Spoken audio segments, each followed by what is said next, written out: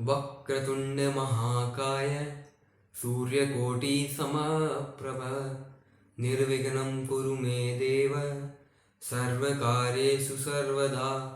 सरस्वती मया दृष्ट्वा वीणा पुस्तकधारिणी हंसवाहन समायुक्ता विद्यादानं करो मम। पहले की कथा में हमने श्रीमद् भागवत का महात्म्य सुना है। अब हम भगवान श्री कृष्ण की कृपा से प्रथम स्कंद में प्रवेश कर रहे हैं। अब आप सावधान होकर के सुनिए, इसमें हमें बड़ा आनंद आएगा। सर्वप्रथम श्रीमद् भागवत क्या है, हमें इसे अच्छे से जान लेना चाहिए, इसे समझ लेना चाहिए। अब आप इसे ध्यान लगा करके सुनिए। यह कथा कल्पवृक्ष के समान मनुष्यों के सभी मनोरथ पूर्ण करने वाली है। इसमें 12 स्कंद हैं, 335 अध्याय हैं और 18,000 श्लोक हैं और मुख्यतः श्री सुखदेव जी महाराज और चक्रवर्ती सम्राट राजा परीक्षित का संवाद है और इसी को भागवत कहते हैं। कथा की निर्विघ्न समाप्ति के लिए जिस प्रकार से व्यास जी महाराज ने आरंभ में श्री गणेश जी महाराज और श्री कृष्ण भगवान का ध्यान किया था, उसी प्रकार आप और हम सब मिल करके ध्यान करते हैं।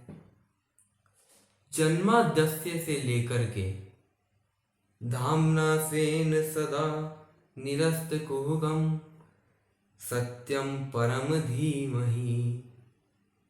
जो भगवान विश्व की उत्पत्ति, पालन और संहार करने वाले हैं, जिनका आकाश आदि कार्य में अन्वय एवं अकार्य अनंत पुष्पादि से व्यतिरेक है, जो सर्वज्ञ प्रकाश स्वरूप हैं, सर्वज्ञ शक्तिमान हैं, जिन्होंने वेद के उपदेश से ब्रह्मा जी को भी मोह निवृत्त किया है।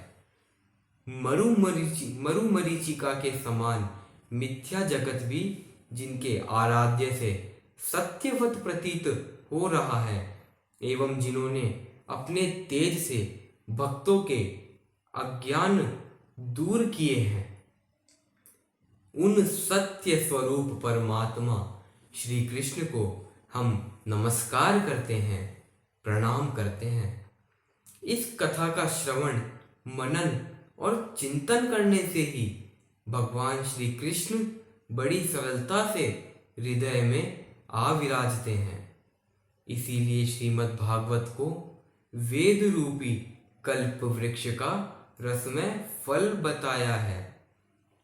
नवदा भक्ति कहूँ तेहि पाही, सावधान सुनु धरु मन माही। और वही श्री सुखदेव जी के श्रीमुख से जीवों के कल्याण के लिए पृथ्वी में प्राप्त हो गया है और परम आनंद से भरा हुआ है। शौनक जी ने सूत जी का बड़ा सम्मान किया, दिव्य आसन पर बैठाया, पूजन अर्चना की और उनसे बड़े ही सुंदर 6 प्रश्न पूछे। पहला प्रश्न पूछा, किम श्रेय शास्त्र सार है, मनुष्यों के लिए मुख्य श्रेय का साधन क्या है और शास्त्र में क्या वर्णन है। फिर वे उनसे दूसरा प्रश्न पूछते हैं, कह स्व अवतार प्रयोजनम, माता देवकी के द्वारा भगवान श्री कृष्ण किस प्रयोजन से अवतीर्ण हुए हैं।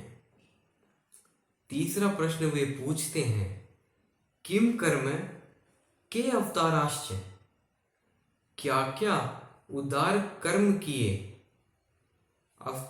अवतार के पश्चात क्या क्या उदार कर्म किए। फिर चौथा प्रश्न शौनक जी सूत जी से पूछते हैं, भगवान के चरित्र की मधुर मधुर क्या क्या कथाएं हैं वह भी हमें सुनाइए। फिर वे पांचवा प्रश्न पूछते हैं, धर्म कम शरणम गत है। योगेश्वर श्री कृष्ण के गोलोक धाम पधारने पर धर्म किसकी शरण में गया, किसने धर्म की रक्षा की। तो इस प्रकार सूत जी से शौनक जी ने बड़े ही सुंदर, बड़े ही अच्छे 6 प्रश्न किए। जिनके कपट दंभ नहीं माया, तिनके हृदय बसहु रघुराया। जिन लोगों के मन में कोई कपट नहीं होता, दिखावा नहीं होता या माया नहीं होती, भगवान उन्हीं के हृदय में निवास करते हैं।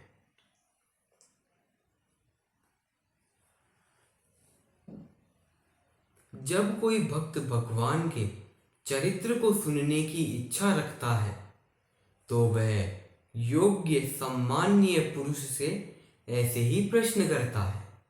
अब किस प्रकार सूत जी ने इन प्रश्नों का उत्तर देते हैं, ये हमें अगले भाग में बड़े प्रेम से श्रवण करेंगे। और आइए अब हम सब मिलकर के श्री नारायण का संकीर्तन करते हैं। श्रीमन नारायण नारायण नारायण, भजमन नारायण नारायण नारायण, केशव नारायण नारायण नारायण, माधव नारायण नारायण नारायण, श्रीमन नारायण नारायण नारायण।